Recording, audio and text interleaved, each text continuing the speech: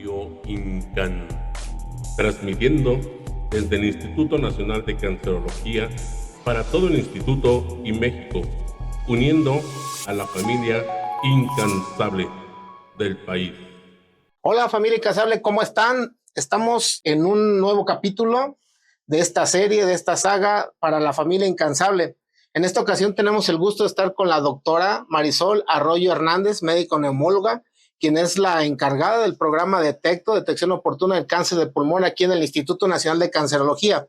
Recordarán en nuestro episodio 2, ya nos dio una breve charla muy interesante, lo cual nos pareció importante y prudente extenderla, sobre todo para todos médicos generales y público en general, sobre este tipo de enfermedad tan agresiva, esta enfermedad que ha sido muy difícil tratar de detectarla de manera oportuna, y obviamente el trabajo que está haciendo aquí la doctora Marisol es sumamente importante para el Instituto Nacional de Cancerología y para toda la población general. Marisol, muchas gracias, bienvenida por estar aquí con nosotros. Platícanos, Marisol, ¿cómo es tu vida antes de llegar aquí a Detecto?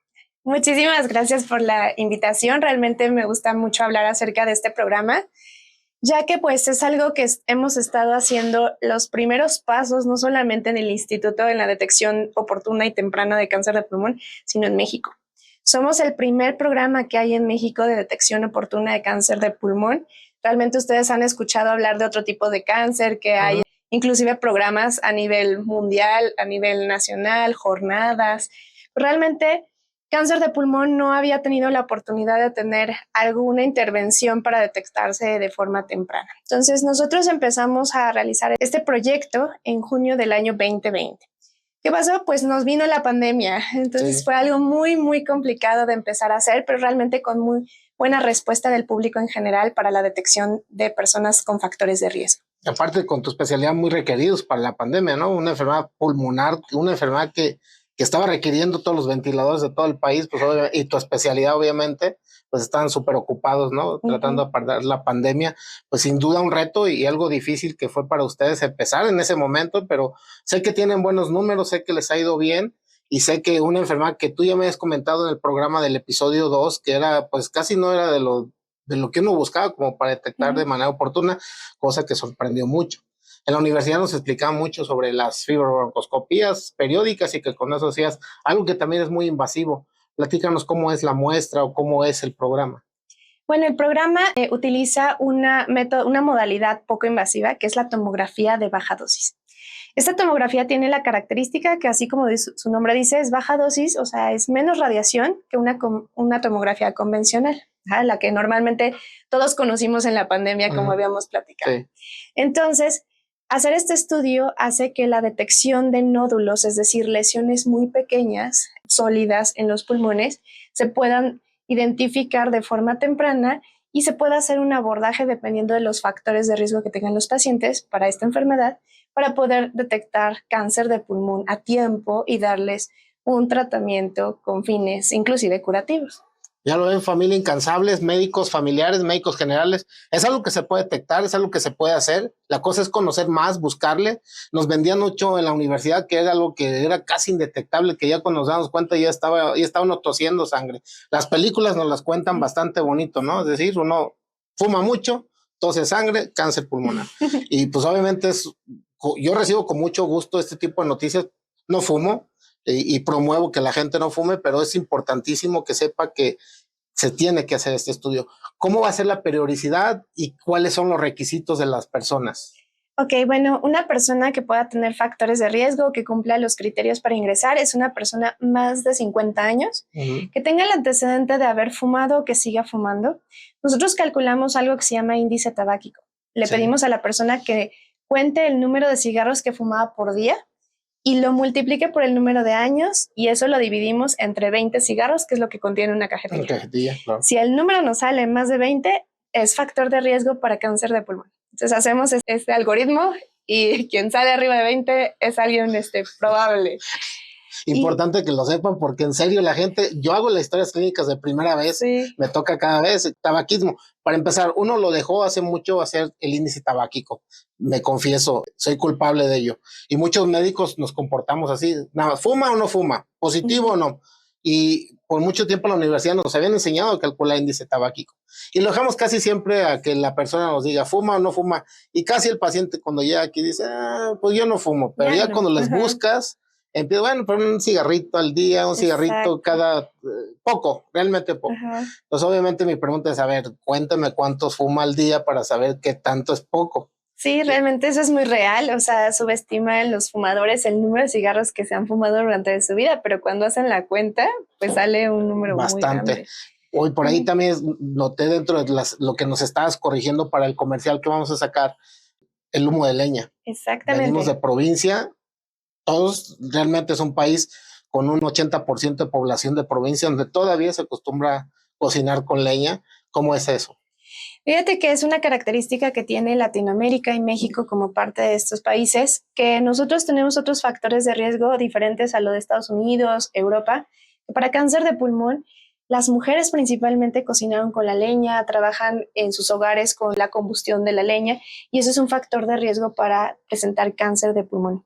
Entonces nosotros más o menos hacemos un conteo de cuántas horas al día una persona está cerca del fogón o inhalando el humo de la leña, por el número de años, y si nos sale un conteo de más de 100, es una persona que tiene riesgo para presentar cáncer de pulmón y es algo que es muy frecuente en México en diferentes poblaciones.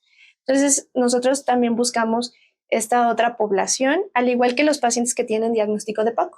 Ya, pregunta, la gente que ya fuma y se la pasa con una tos crónica que le han dicho que es EPOC, ¿qué consideraciones tienes que mencionarles para ellos? Bueno, siempre la tos nunca es normal. A veces, en algún momento, nuestros familiares, nuestros mismos pacientes dicen, es la tos de siempre. No, la tos no existe. No debería de existir en nosotros. Entonces, realmente, siempre que tengamos algún síntoma respiratorio, lo indicado es tener una valoración por un especialista. Hacer la evaluación no solamente con factores de riesgo ni cómo estamos clínicamente, sino hacer alguna otra prueba para ver si tenemos alguna infección o tenemos EPOC o tenemos algún factor de riesgo para otra enfermedad como el cáncer. Ya, y por ejemplo, ahorita que está muy de moda, bueno, primera pregunta es, ¿qué hay de fumar marihuana, por ejemplo? Fíjate que es algo que ha estado muy controvertido, es algo que hay un grupo de personas que justifica que es algo natural y que eso no ocasiona ningún daño. Bueno, el tabaco también es natural, también sale de una planta y ocasiona la combustión un daño y todas las partículas que se detonan de esta combustión generan daño pulmonar, al igual la marihuana. Finalmente es una combustión y estamos inhalando un humo con sustancias, con vapores a una temperatura mayor a nuestros pulmones.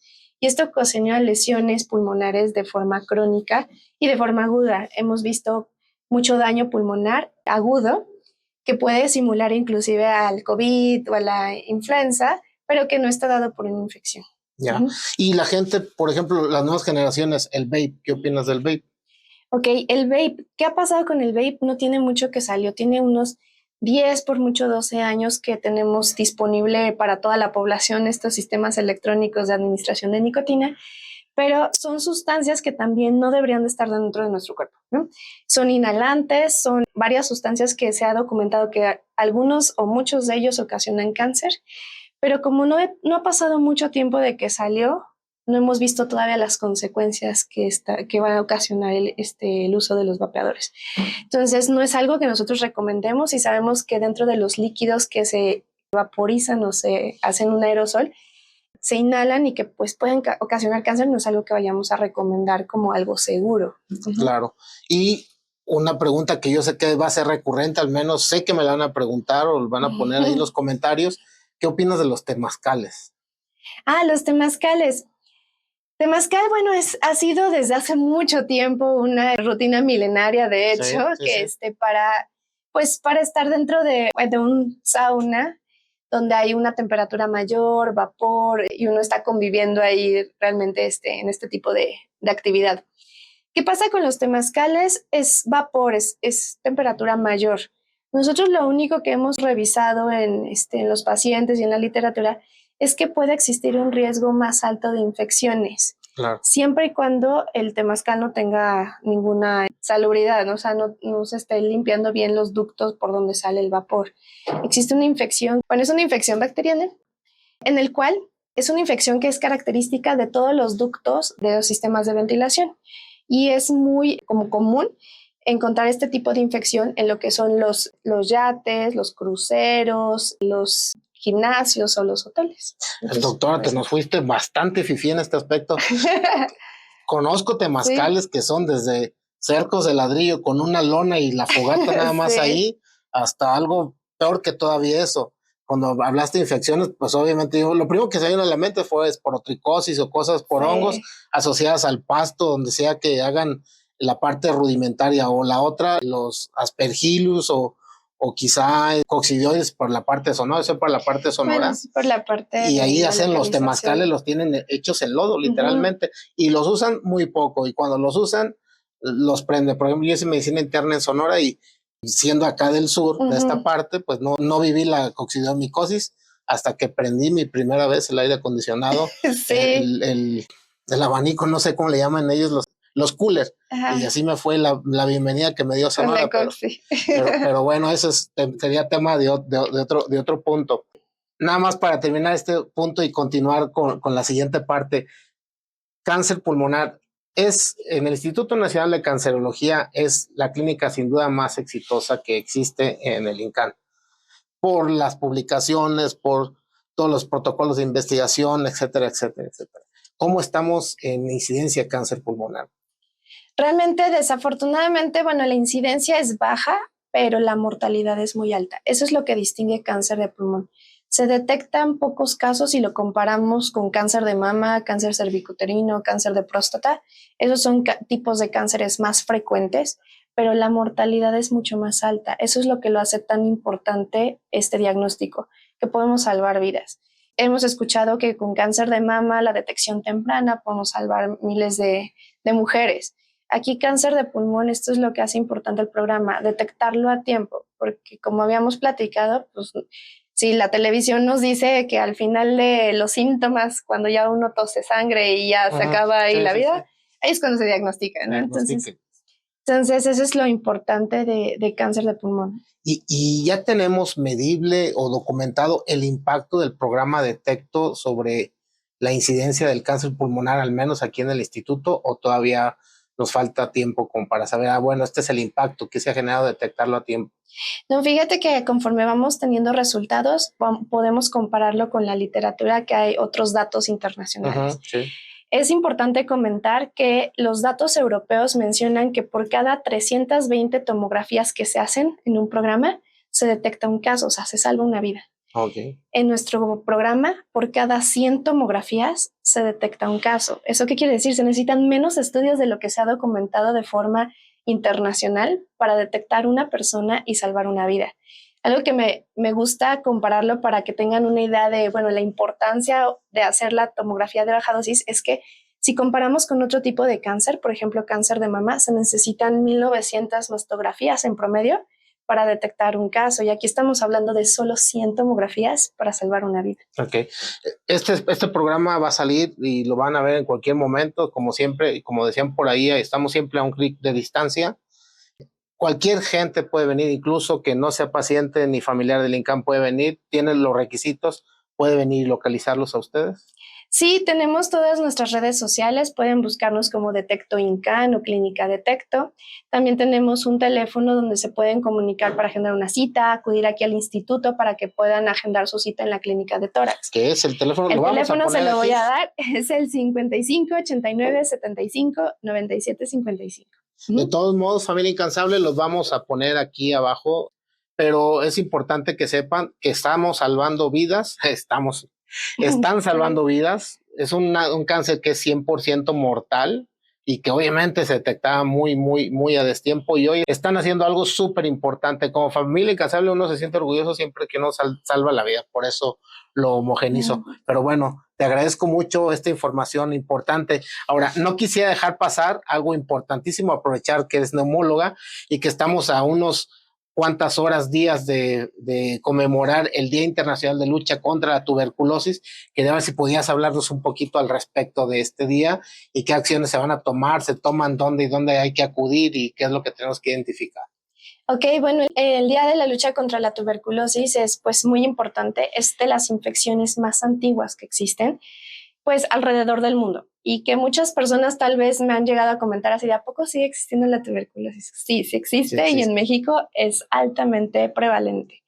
Entonces es muy importante saber que si vivimos en zonas donde la frecuencia de tuberculosis sea alta, tenemos síntomas como tos, fiebre, pérdida de peso, sudoraciones nocturnas, la fiebre que no ceda a la toma o a la ingesta de antibióticos, hay que valorar y hacer los estudios pertinentes para ver si no tenemos tuberculosis.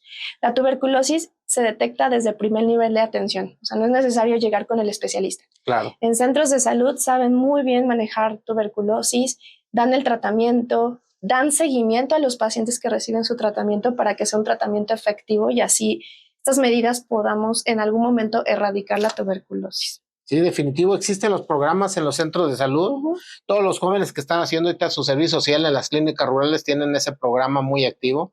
La Secretaría de Salud en todos los niveles de gobierno, todos sus órdenes de gobierno, están disponibles las drogas contra ello y obviamente las pruebas confirmatorias o las pruebas de diagnóstico, y es importantísimo. El INER hace, tú eres egresada del INER, ¿hacen ahí siempre algo en relación al Día Internacional o ya lo hicieron? No, fíjate que es muy importante el INER. El INER antes era el Sanatorio de Tuberculosis. Entonces, realmente fue el primer centro en Ciudad de México donde todas las enfermedades con tuberculosis, los enfermos con tuberculosis, se mandaban a estudiar, a tratar en ese instituto. Entonces, es de los institutos pioneros para tratar esta enfermedad. El INER año con año hace una ceremonia conmemorativa para ver la historia de esta enfermedad, como les comentaba, es pues milenaria. Entonces realmente el INER tuvo el día de ayer su Día Mundial de Lucha contra la Tuberculosis, en el cual pues hay muchas personalidades en México que han contribuido a la atención de esta enfermedad. Pues no podemos dejar pasar, concientizar a la gente. Sobre todo es una enfermedad milenaria que afecta a todos los estratos sociales, muy visible en pacientes de etapa rural, pero lo podemos ver en las grandes urbes y obviamente es algo que sigue vigente hasta la fecha. No hay una vacuna contra ello, hay un tratamiento específico y uno se tiene que estar haciendo vigilancias rutinarias. Estamos vacunados ciertamente algunos con la vacuna de la BCG, pero eso no nos excluye, nos puede pegar a todos independientemente de la vacuna. Exactamente, la vacuna de la BCG, que es la que se aplica en la etapa neonatal, esa vacuna nos va a proteger contra tuberculosis miliar del sistema nervioso central. Sí. Pero realmente la tuberculosis pulmonar o de alguna otra parte de nuestro cuerpo nos puede seguir dando si tenemos las exposiciones, nuestras defensas están más bajitas. Muy importante, por ejemplo, en los pacientes oncológicos, los pacientes de aquí del INCAN, ellos tienen que tener mucho cuidado contra tuberculosis porque tienen sus defensas más bajitas para agarrar esta enfermedad. Excelente. Pues señoras, familia incansable, señoras y señores, la doctora Marisol Arroyo Hernández, médico neumóloga encargada del programa de detecto del Instituto Nacional de Cancerología, es incansable también, pertenece al Instituto Nacional de Cancerología, es egresada del INER, que es el Instituto Nacional de Enfermedades Respiratorias. Aquí donde nos encontramos en el Instituto Nacional de Cancerología, pues está toda la zona hospitales, todos los institutos nacionales, el INER es vecino de nosotros. De hecho, parte de la historia de este edificio, el Instituto Nacional de Cancerología, parte de una parte que nos donó por muchas condiciones lo que fue el INER. De hecho, el primer edificio del INCAN, no sabía. El primer edificio del INCAN, que es la parte de atrás donde ahorita justamente está Neumo, era la parte de las pacientes con tuberculosis. Y obviamente ese pedazo, ese terreno con edificios ya, lo donó el INER para que se formara el INCAN y se viniera de la colonia Doctores para acá. Y de aquí, pues obviamente de ese terreno que nos donó el INER, es donde se ha surgido este monstruo que hoy es el Instituto Nacional de Cancerología. Doctora Marisol, muchísimas gracias por sus palabras, gracias por esta invitación. Sé que es muy importante toda la información que nos vas a dar y yo sé que obviamente vas a tener mucho más gente, obviamente estamos llegando mucha más gente con este tipo de trabajos. Y esperemos que no sea la única vez que podamos hablar de otras enfermedades respiratorias que no tengan que relación con el cáncer pulmonar. Y en su momento, si tú estás de acuerdo, pues te pediremos la invitación. No, muchísimas gracias por la invitación y realmente cuando gusten, aquí estoy. Bueno, muchísimas gracias. Somos la doctora Marisol Arroyo Ramiro Espinosa del Instituto Nacional de Cancerología, transmitiendo desde el Instituto Nacional para todo México y toda la familia incansable del país. Muchas gracias, nos vemos, hasta la próxima.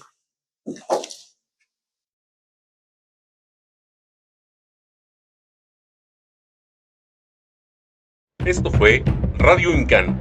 No te pierdas el próximo episodio y recuerda seguirnos en nuestras redes sociales, Facebook, YouTube, Spotify, TikTok e Instagram. Hablemos del INCAN en Radio INCAN.